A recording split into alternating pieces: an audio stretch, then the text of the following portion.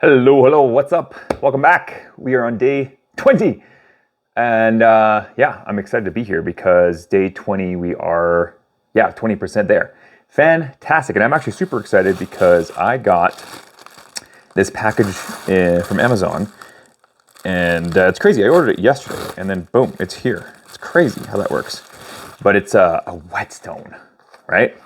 So it's going to help me sharpening mon knives. Take a look at it. We'll do like a whole unboxing deal. Somewhat.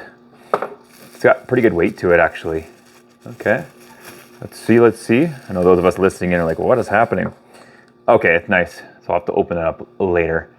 But so I'm going to be posting a knife sharpening video because there's nothing worse than having a dull knife when you're trying to chop like any kind of vegetable, onions, tomatoes, anything, and like things slip around. It's actually dangerous and it's not very effective. So you're not going to be getting much progress. You're going to get frustrated and you're probably less likely to do meal prep. So I want to teach you this video. I'm super excited to get my knives razor sharp again. And they'll actually probably even be sharper than when I first got the knives brand new. And it's got a little guide here because you need to find the angle for the knife. So it's got little guidelines for, what angle you want to have it at. So it's almost like, makes it really simple. Anyways, we're gonna do some cool tricks with that. I'll probably film that tomorrow and we'll post it up onto YouTube. Hopefully it'll be helpful. Anyways, day 20. So today's topic we want to talk about is going to be basically exercise, weightlifting workouts that are effective for losing body fat and dropping weight. Okay. First things first here. My name is Coach Jared. Welcome to the Lean Athlete Lifestyle Show. And I'm the founder of the Lean Athlete Blueprint Program, helping you drop 15 pounds in 90 days like clockwork and still enjoying your life, still going to those family gatherings, all that good stuff. So we're diving into a topic, like I said, it's going to help you shed those pounds effectively, whether you're at the gym or working out from home. I've got your back. All right. So just keep that in mind. I'm really excited to put this on because I think I'll get this question almost every single day. And it's just essentially, what workouts are going to help me lose the most weight. Most people want to keep their tone on as well. I'm not sure if you can hear my dishwasher, but it is rocking and rolling right now. And yeah. Hopefully you are able to still hear me. Sometimes these mics can pick up other things, but we'll see. Segment number one, we're going to start off with talking about the warm-up. The warm-up is designed to get your body loose and ready to go for your workout. And it's going to get the blood flowing in areas that you need it to. It's almost just like, some of us may not know this, but when you're going to be driving for the first time in a day, you want to let your car run for a little bit before you go out because it goes through its own cycle.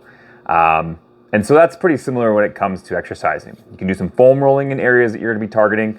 For me, I usually like to, because my lats get used in a lot of workouts, like, squats, deadlifts, any kind of back day, obviously. I like to roll my back out. And there's a couple of videos you can watch on our shorts in or Instagram or on TikTok on how to roll out your lats effectively. All right. So can you spend like maybe 3 to 5 minutes warming up before each one? Yes, you can jump right into it, but there's a higher chance of injury, and you want to warm up with a warm body. You want to work out with a warm body. If you don't, what happens? You can just kind of relate it to like elastic band.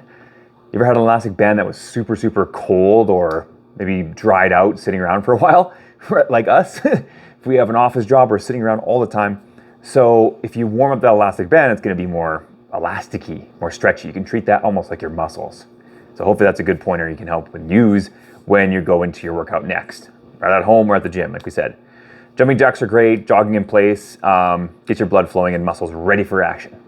Okay? So hopefully that helps. Segment number 2 is going to be, we're going to talk about resistance training. So this is a game changer for weight loss, essentially.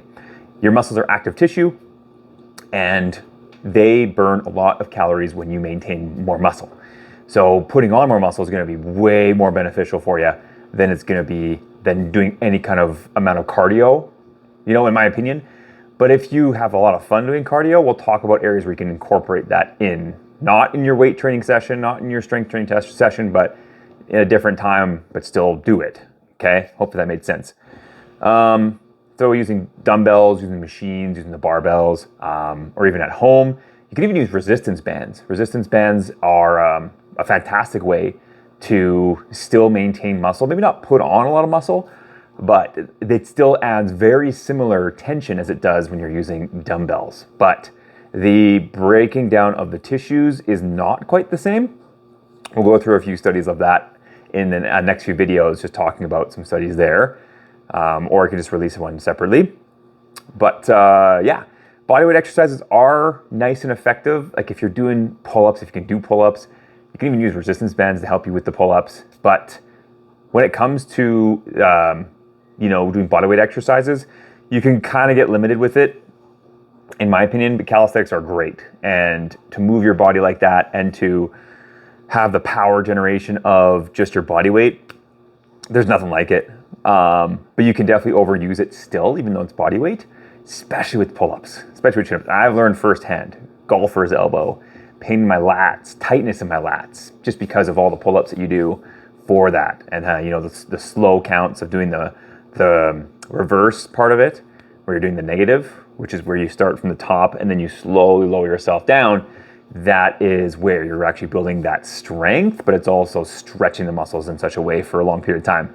Time under tension essentially is the term, TUT.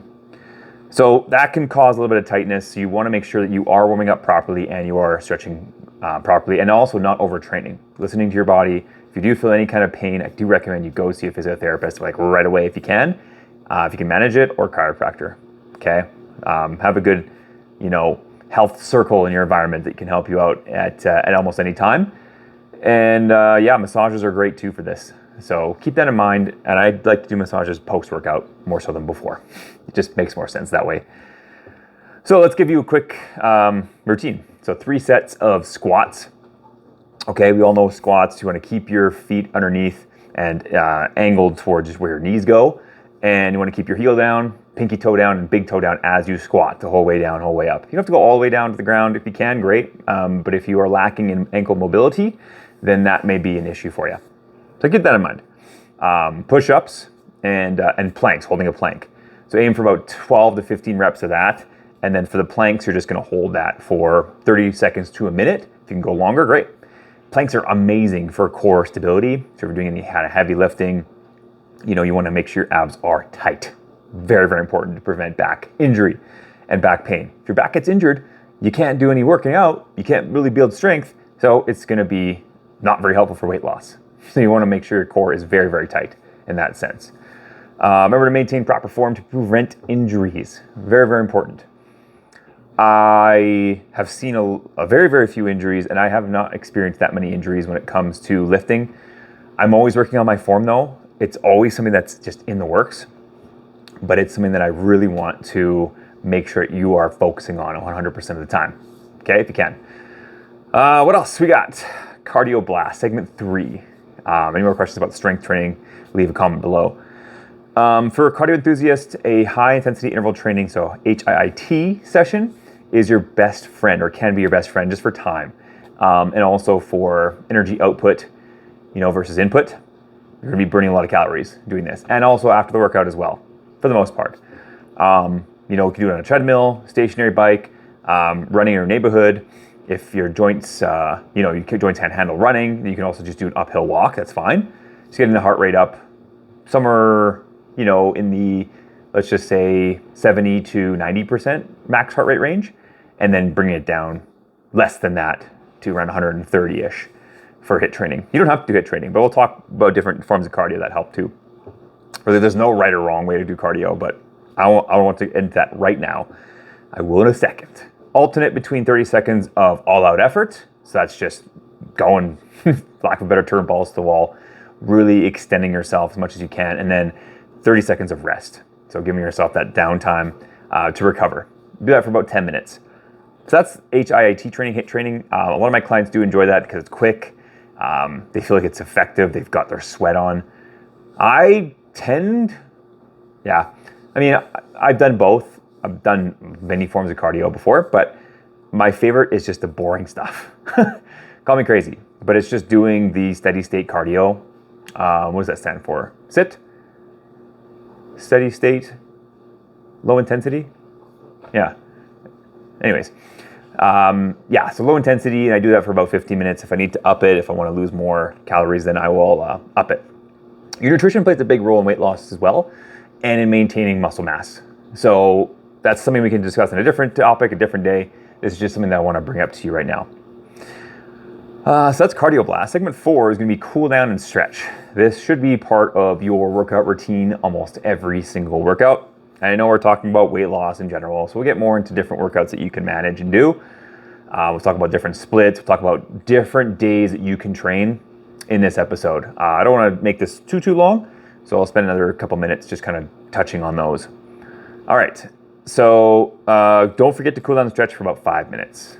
5 minutes is a good time. Most of us will have that after a workout. If you're really in a pinch, then I kind of mentioned this in the previous podcast, but you can do those stretches in between your rest periods in your workout. Hopefully you have rest periods in your workout.